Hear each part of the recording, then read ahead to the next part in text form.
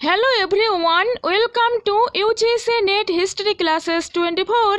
আমি রুমকি বর্মন। আমি দুবার ইউজিসি নেট এক্সাম এবং ডব্লিউবি সেট এক্সাম কোয়ালিফাই করেছি ইতিহাস বিষয় থেকে। আজ আমি এই ভিডিওতে আলোচনা করব পশ্চিমবঙ্গ স্কুল সার্ভিস কমিশনের ইতিহাসের সিলেবাস ক্লাস 9 এবং 10 অর্থাৎ নবম দশমের সিলেবাস। ঠিক আছে, WB SSC SLST history syllabus 9-10। আর যারা চ্যানেলে নিউ আসছো তারা চ্যানেলটা অবশ্যই সাবস্ক্রাইব করে রেখো আর ফ্রেন্ডসদের সাথে অবশ্যই শেয়ার করে দিও। আজ 9-10-এর সিলেবাসটা আলোচনা করছি, নেক্সট ডেতে 11-12-এর ইতিহাসের সিলেবাসটাও আলোচনা করে দেব। আর ভিডিওটি শেষ পর্যন্ত দেখো, লাইক করো, কমেন্ট করো আর দেখতে থাকো। তো প্রথমেই আমি আলোচনা করব, দেখো এখানে টোটাল 10টা ইউনিট রয়েছে। ঠিক আছে, ফার্স্ট ইউনিট 1 অ্যানসিয়েন্ট ইন্ডিয়া অর্থাৎ প্রাচীন ভারতের ইতিহাস।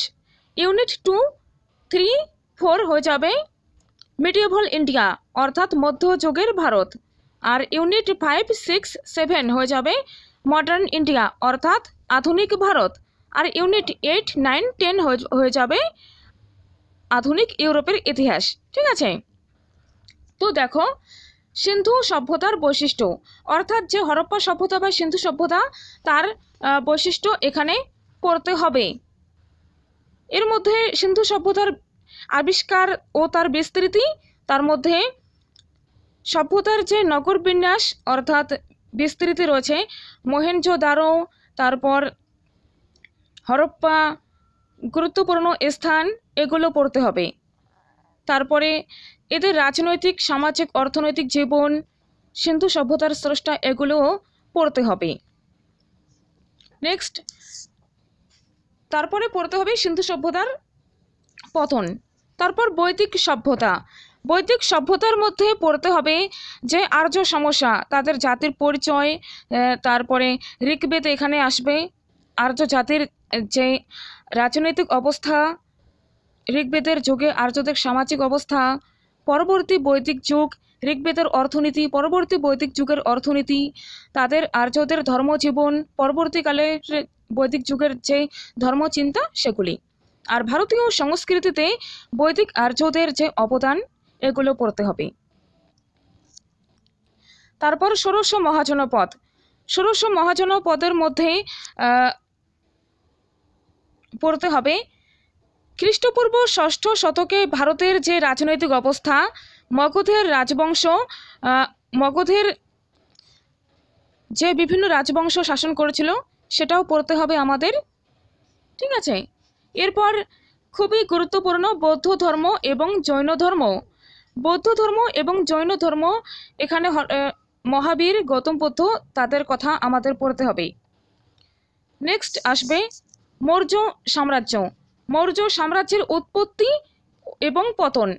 যেমন মৌর্য সাম্রাজ্য পড়তে গিয়ে অর্থশাস্ত্র পড়তে হবে, ইন্ডিকার ঐতিহাসিক গুরুত্ব, চন্দ্রগুপ্ত মৌর্য, তারপর অশোক পড়তে হবে। ঠিক আছে, অশোকের ধর্ম, তারপর পতন, এটিও পড়তে হবে।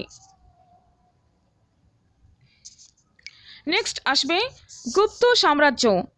গুপ্ত সাম্রাজ্যের মধ্যে হয়ে যাবে যে চতুর্থ খ্রিস্টপূর্বে গুপ্ত বংশের, চতুর্থ খ্রিস্টাব্দে গুপ্ত বংশের উত্থানের প্রাক্কালে উত্তর ভারতের রাজনৈতিক অবস্থা, রাজনৈতিক রাজ্যসমূহ। ঠিক আছে, গুপ্ত সাম্রাজ্য পুরোটাই পড়তে হবে, মৌর্য সাম্রাজ্যও পড়তে হবে।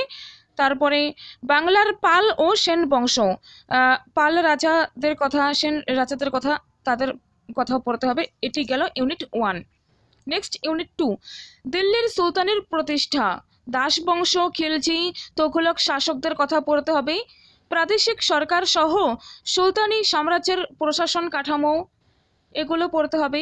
বিজয়নগর সাম্রাজ্য একটি গুরুত্বপূর্ণ, এখান থেকে প্রশ্ন তো আসেই।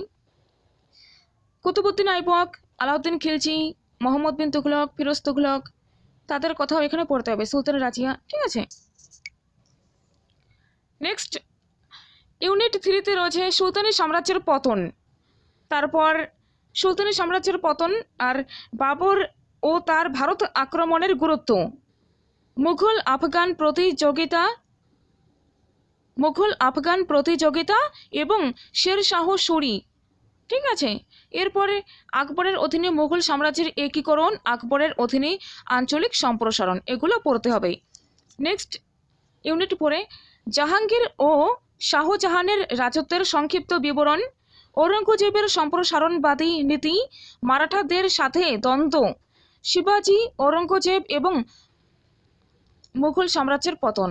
ঠিক আছে, ঔরঙ্গজেবের সঙ্গে যে শিবাজির যে দ্বন্দ্ব, সেই সময় শিবাজি ছিলেন, তো সেই ইতিহাসটাও পড়তে হবে এখানে।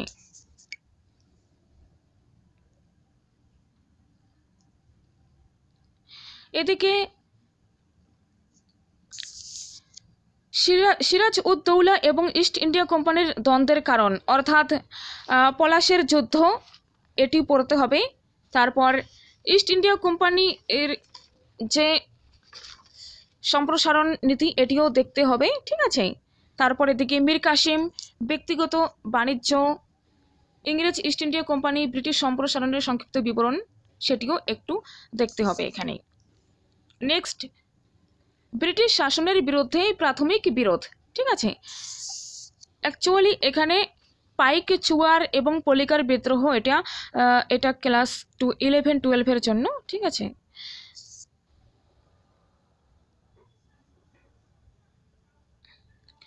ওয়াহাবি এবং ফরাচি আন্দোলন, এটি দেখতে হবে, ওয়াহাবি এবং ফরাচি আন্দোলন।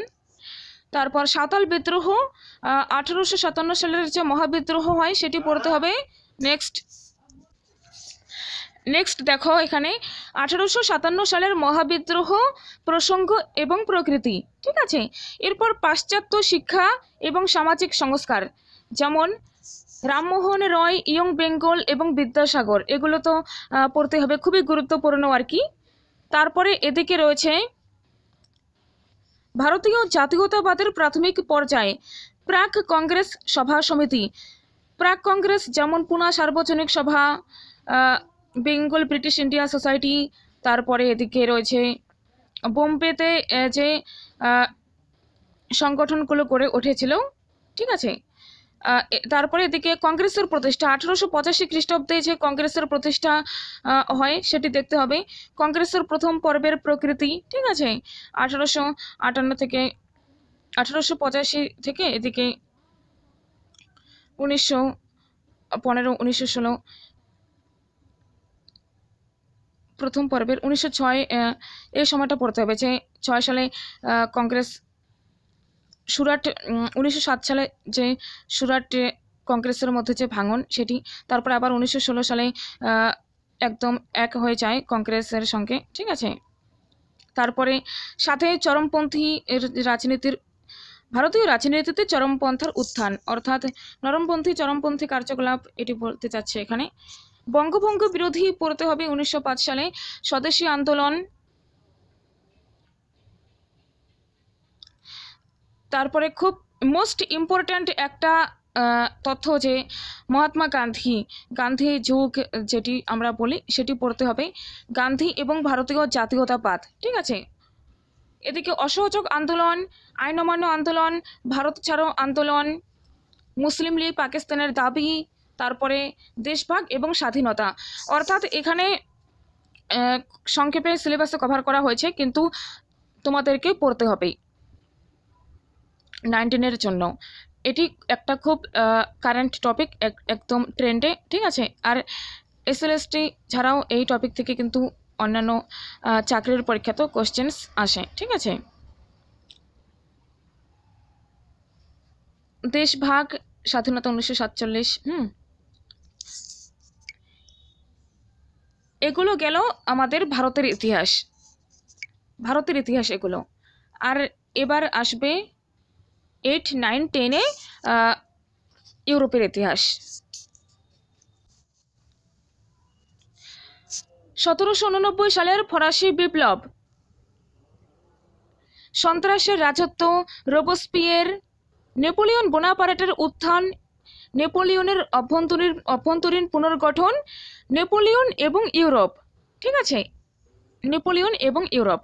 তারপর নেপোলিয়নের সাম্রাজ্যের সম্প্রসারণ এবং পতনটাও পড়তে হবে। ঠিক আছে, তারপর এদিকে ভিয়েনা কংগ্রেস, অর্থাৎ ভিয়েনা কংগ্রেস 1815, মেটারনিক সিস্টেম, তারপর 1830 থেকে 1848 সালের বিপ্লব। ঠিক আছে, নেক্সট এদিকে the new political ideologies, nationalism, liberalism, socialism, এটি লাগবে না, এটি 11-12 জন্য। এদিকে ইউনিফিকেশনস রয়েছে, the unification of Germany and Italy, অর্থাৎ জার্মানি এবং ইতালির যে একীকরণ, এগুলো। ঠিক আছে, নেক্সট আসবে উপনিবেশবাদ, শেষ ইউনিট সমাপ্ত, অর্থাৎ ইউনিট নাম্বার 10। উপনিবেশবাদ এবং আফ্রিকা দখলের যে কারাকারি, আফ্রিকা দখলের লড়াই, সেটি। জার্মানির ওয়েল্ট পলিটিক, এটি পড়তে হবে। এদিকে ট্রিপল অ্যালায়েন্স এবং ট্রিপল আতাত, প্রথম বিশ্বযুদ্ধের শুরু, অর্থাৎ the origins of the first world war, এখানে শেষ হচ্ছে। 1919 সালের যে শান্তি চুক্তি, এখানে গিয়ে শেষ হচ্ছে। ঠিক আছে, আর এখানে তোমাদের যে মেনলি পড়তে হবে, গুপ্ত সাম্রাজ্য যখন পড়বে, তখন গুপ্ত সাম্রাজ্য পড়তে গিয়ে একদম সমুদ্রগুপ্ত, তার যে সাম্রাজ্য বিস্তার, তারপরে দ্বিতীয় চন্দ্রগুপ্ত, তারপর এদিকে গুপ্ত রাজাদের যে মুদ্রা, তারপর প্রশাসন।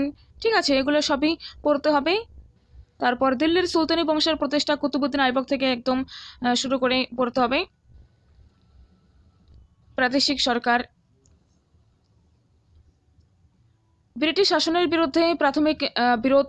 ঠিক আছে, ওয়াহাবি ফরাচি আন্দোলন, এগুলো তো দেখতে হবে। সাঁওতাল বিদ্রোহ। ঠিক আছে,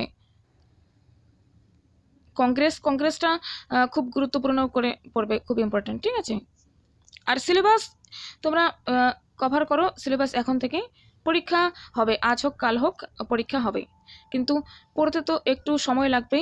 আর এটা তো selection, state level selection test, SLST, তো এটা একটা খুবই গুরুত্বপূর্ণ পরীক্ষা। এখানে সবাই পড়বে, কেউই 1 ইঞ্চি জায়গা ছেড়ে দেবে না। তো নিজের সেরাটা দিতে হবে, নিজের বেস্টটা দিতে হবে। এভাবে পড়তে থাকো। আর কারো কোনো সমস্যা বা কোনো অসুবিধা অসুবিধা হলে তোমরা নিচে কমেন্ট বক্স খোলা থাকবে, কমেন্ট বক্সে কমেন্ট করে দিও। আর আজকের ভিডিওটি কেমন লাগলো অবশ্যই কমেন্ট করে জানিও। আর দেখা হবে নেক্সট ভিডিওয়। আর চ্যানেলটা অবশ্যই সাবস্ক্রাইব করে রেখো যারা নিউ আসছো। আর যারা চ্যানেলটা সাবস্ক্রাইব করে রেখেছো তাদেরকে অসংখ্য ধন্যবাদ।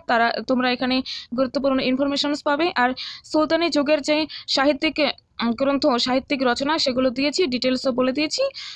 মুঘল যুগের সাহিত্যটাও দেব। ঠিক আছে, তো thank you so much, take care, দেখা হচ্ছে নেক্সট ভিডিওয়।